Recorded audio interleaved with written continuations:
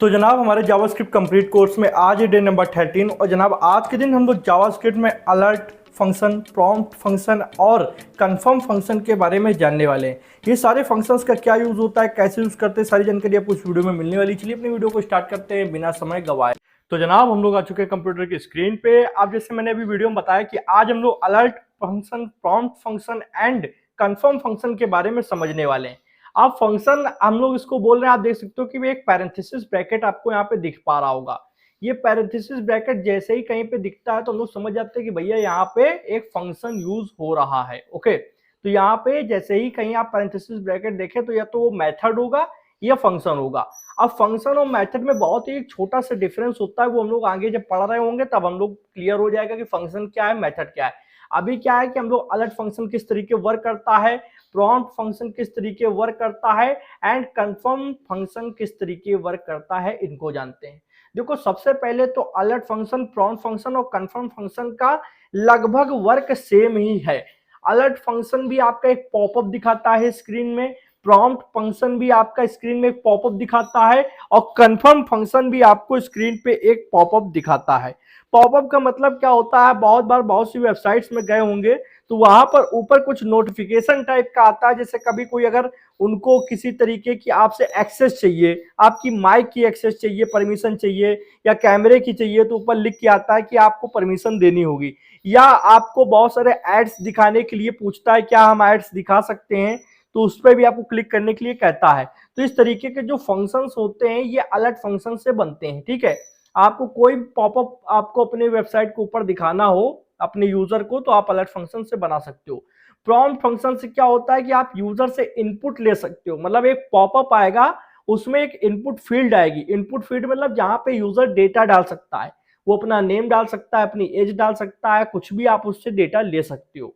Confirm function क्या है कि कंफर्मेशन लेता है यूजर से कि जो टास्क हो रहा है क्या आप वो चीज करना चाह रहे हैं।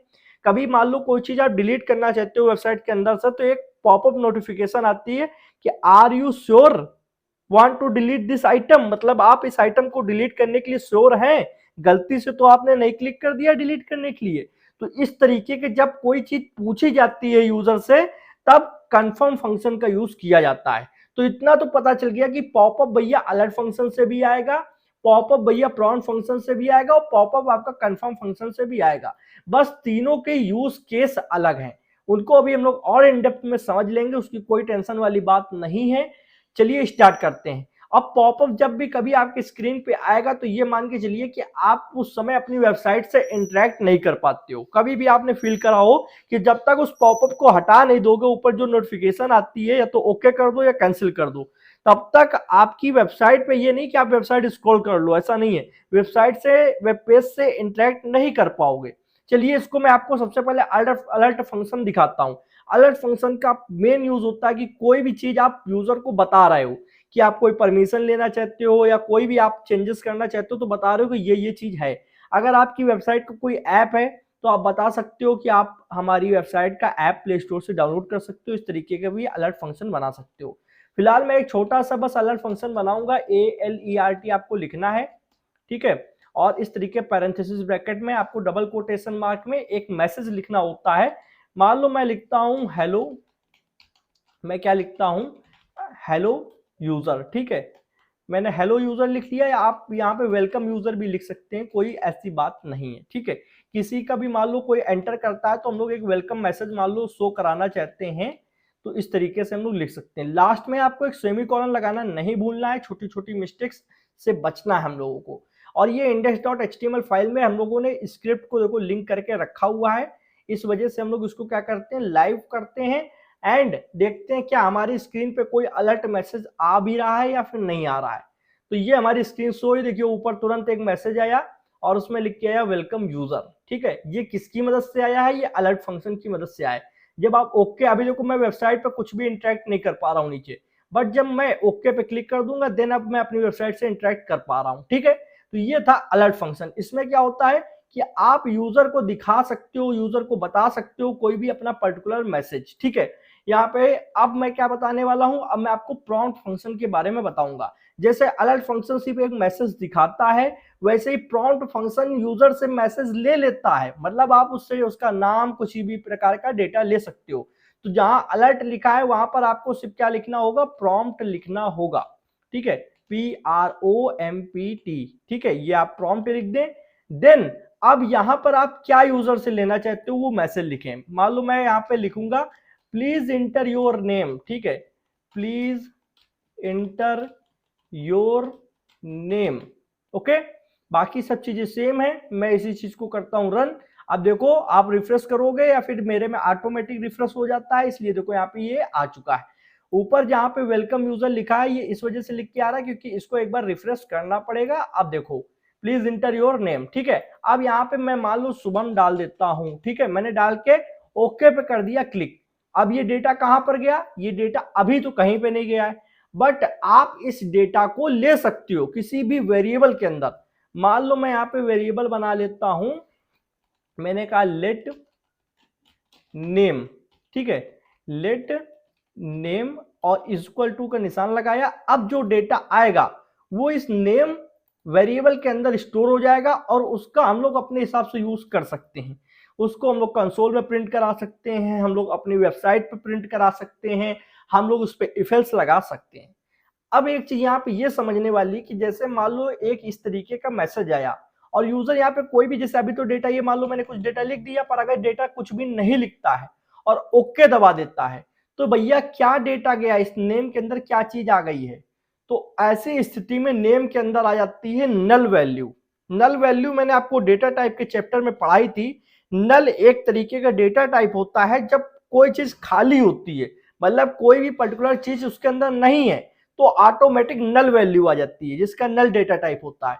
तो जब यूजर कोई भी डेटा नहीं डालेगा और ओके क्लिक कर देगा तो प्रॉम्प्ट फंक्शन क्या करेगा, नल वैल्यू को ले लेगा और यहां पर हम वेरिएबल के अंदर स्टोर करा रहे हैं तो इसके अंदर नल वैल्यू आ जाएगी। अब इसी का यूज करके हम लोग यहाँ पे एक बहुत बढ़िया सा फंक्शन बनाएंगे। यहाँ पे हम लोगों ने प्रॉम्प्ट पढ़ लिया है, अलर्ट पढ़ लिया है, तो हम लोग दोनों का यूज करके बनाते हैं, ठीक है। अब सबसे पहले मैंने इफ कमांड लिखी। इफ में मैंने क्या कहा कि अगर नेम जो वेरिएबल है उसके अंदर की वैल्यू नल के बराबर नहीं है, ठीक है, नल के बराबर नहीं है, नॉट इक्वल टू मैंने लगा दिया, ठीक है, और मैंने लिख दिया नल, ठीक है, मैंने क्या लिख दिया नल। और अगर नल के बराबर नहीं है तो क्या करो, यहां पर कर दो भैया अलर्ट फंक्शन जारी, अलर्ट फंक्शन को जारी कर दो। और अलर्ट फंक्शन के अंदर भैया क्या दिखा दो, सबसे पहले यहां पे दिखा दो वेलकम मैसेज, वेलकम। देन अभी तक हम लोग यहाँ पे क्या लिख रहे थे, यूजर, बट अब मैं क्या लिखूंगा, जो भी यूजर अपना नाम डालेगा, मान लो उसने शुभम डाला तो शुभम आएगा, उसने अमन डाला तो वेलकम अमन लिख के आएगा, उसने राहुल डाला तो वेलकम राहुल लिख के आएगा। इस तरीके का फंक्शन बनाएंगे। तो यूजर की जगह हम लोग को यहाँ पे क्या लगाना होगा, हम लोग को इस वेरिएबल को लगाना होगा जो कि नेम है। वेरिएबल को लगाने के लिए हम लोग टेम्पलेट लिटरल्स का यूज करेंगे। तो हम लोग क्या करने वाले हैं, ये जो हम लोग डबल कोटेशन मार्क लगाया है इसको हटा देते हैं। इनकी जगह पर आप अपने कीबोर्ड के लेफ्ट हैंड साइड पे टॉप पर देखें, ये बैक टिक्स होते हैं, इनको लगा दें, ठीक है। बैक टिक्स लगाने से क्या होगा कि अब यहाँ पे हम लोग इस तरीके से डॉलर लगाएंगे, ये कर्ली ब्रैकेट लगाएंगे और हम लोग नेम वेरिएबल को यूज कर पा रहे होंगे, ओके। तो ये हमारा काम हुआ। अब हम लोग यहाँ पे सेमीकोलन लगा देते हैं। तो मतलब समझना कि नेम के अंदर कोई वैल्यू आती है यूजर की तरफ से, ठीक है, अगर वो वैल्यू नल के बराबर हुई तो ये चीज नहीं चलेगी, पर अगर नल के बराबर नहीं हुई, ठीक है, ये चीज सही हुई कि हाँ नल के बराबर नहीं है तो ये चीज चल जाएगी, ठीक है। अब हम लोग एक एल्स कमांड भी लगाने वाले हैं। एल्स कमांड में क्या है कि अगर यूजर ने खाली डेटा दिया और ये चीज सही नल के बराबर हुई तब क्या होगा, नल के बराबर होने पर हमारे पास अलर्ट मैसेज आएगा यहाँ पे, या फिर हम लोग एक चीज और यूज कर सकते हैं, डॉक्यूमेंट डॉट राइट, ठीक है, डॉक्यूमेंट डॉट राइट। इसके बारे में हम लोग आगे बता देंगे आपको, अभी सिर्फ इसका यूज केस जानो कि क्या हो रहा है। डॉक्यूमेंट डॉट राइट में हम लोग कहेंगे प्लीज इंटर योर नेम, ठीक है, और लास्ट में सेमीकोलन। अब मैं क्या करता हूं, ब्राउजर को एक बार रिफ्रेश करना होगा, देन हम लोग रिफ्रेश कर लेते हैं। अब यहाँ पे मैं सबसे पहले तो एक नाम डालता हूं, नाम डालने पे देखो क्या आया, वेलकम शुभम। शुभम डाला था तो शुभम आया। अब यहाँ पे अगर मैं यहाँ पे अमन डालता हूं, ठीक है, तो यहाँ पे वेलकम अमन लिख के आ गया। इसी तरीके अगर आप कुछ और नाम डाल देते हैं, मान लो मैंने डाला वेलकम नहीं, यहाँ पे डाल दूंगा राहुल, ठीक है, तो यहाँ पे वेलकम राहुल लिख के आया। तो जो यूजर ने नाम डाला उस तरीके से अलर्ट फंक्शन ने दिखाया। मान लो मैं यहाँ पे कुछ डालू ही ना, ये भी तो हो सकता है कि कुछ डालू ही ना, तो क्या होगा, ओके पे क्लिक किया तब भी यहाँ पे वेलकम क्यों आ रहा है, मैंने यहाँ पे कुछ नहीं डाला। एक सेकंड इसको रिफ्रेश करता हूं और यहाँ पे डायरेक्ट मैंने ओके पे क्लिक किया, देन ये वेलकम क्यों शो हुआ, इस चीज को हम लोग यहाँ पे देख लेते हैं कि ये चीज क्यों हो पा रही है। इस चीज को सही करना होगा हम लोगों को। ओके, यहाँ पे देखो कोड में कोई गड़बड़ी नहीं है। हम लोगों को क्या करना है, हम लोगों को ध्यान देना है कि जैसे यहाँ पे हम लोग रिफ्रेश करते हैं, ठीक है, आप रिफ्रेश करने के लिए अपने कीबोर्ड में F5 बटन दबा सकते हो, ऑटोमेटिक रिफ्रेश हो जाता है। अब यहाँ पे ये चीज ध्यान दो कि ओके बटन पे अगर यूजर ने दबाया तो एक एम्प्टी स्ट्रिंग चली जाएगी। एम्प्टी स्ट्रिंग का मतलब क्या होता है कि नल वैल्यू नहीं है। नल वैल्यू क्या है कि कुछ भी ना हो तब नल डेटा टाइप होगा। एम्प्टी स्ट्रिंग का मतलब क्या है कि कुछ टेक्सचुअल कंटेंट है जो कि लिखा नहीं गया है। स्ट्रिंग में क्या होता है कि आप खाली स्ट्रिंग भी सेव करा सकते हो, मैंने पहले भी वीडियोस में बताया है, और स्ट्रिंग का डेडिकेटेड चैप्टर अभी आने वाला है तो उसमें और ये सारे डाउट्स क्लियर होंगे जो अभी छोटे मोटे आ रहे हैं। ठीक है, फिलहाल ध्यान दो कि कैंसिल बटन पे क्लिक किया, क्या लिख के आया, प्लीज एंटर योर नेम। ठीक है, यहाँ पे जो हम लोगों ने डॉक्यूमेंट डॉट राइट कराया, तो आपको ये समझ में आया कि डॉक्यूमेंट डॉट राइट से क्या हो रहा है, हमारा ये मैसेज शो हो रहा था यहाँ पे, ये देखो प्लीज एंटर योर नेम। ठीक है, तो आप ऐसे वेब पेज पे बिना HTML के भी कंटेंट शो करा दे सकते हो। ये डॉम का पार्ट है, हम लोग आगे पढ़ेंगे इसको, फिलहाल अभी मैंने आपको बता दिया। तो ध्यान दो कि मैंने कहने की कोशिश ये कर रहा हूं, ओके बटन दबाएगा तो कोई प्रॉब्लम नहीं, सिर्फ वेलकम लिख के आएगा। अगर यूजर क्या करेगा, इसमें कुछ नाम डाल देगा, मान लो इस तरीके से उसने कुछ नाम डाल दिया, तो क्या होगा कि भैया हमारा नाम आएगा वेलकम के साथ। बट अगर यूजर ने कुछ और दिमाग लगाया, क्योंकि यूजर भैया कुछ भी कर सकता है, कैंसिल दबा देगा, तो क्या आएगा कि उससे कहा जाएगा कुछ तो डालो कम से कम, please enter your some name. ठीक है, ओके। अब हम लोग क्या करने वाले हैं, अब हम लोग समझेंगे अपने कन्फर्म फंक्शन के बारे में। कन्फर्म के बारे में समझने के लिए देखो ये जो है लिखा हुआ है सेम, कुछ नहीं करना है, यहाँ पे आते हैं और यहाँ पे आने के बाद जहां जहां आपने प्रॉम्प्ट लिखा है यहाँ कन्फर्म लिख दो, कुछ भी अलग नहीं है। ठीक है, कन्फर्म लिख दिया, पैरेंथेसिस ब्रैकेट बनाइए। ठीक है, और इसमें हम लोग क्या लिखेंगे, आर यू श्योर। ठीक है, are you sure for delete this item.